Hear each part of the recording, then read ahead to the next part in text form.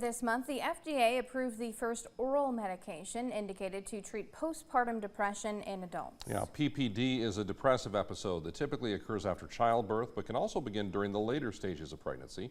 Until now, treatment was only available as an IV injection given by a healthcare provider in certain healthcare facilities.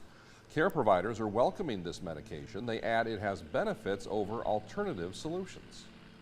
It sounds like some women are getting benefits at 3 days after starting to take this oral medication, and that there's significant change by day 14, which is so very different. The medication treatments we have right now, the SSRIs, sometimes will take 4 to 6 weeks before women get any results at all. And when you're a new mom and you're exhausted and feeling miserable, 4 to 6 weeks can seem like forever. As with other forms of depression, PPD symptoms include cognitive impairment, feelings of sadness or inadequacy, and loss of energy.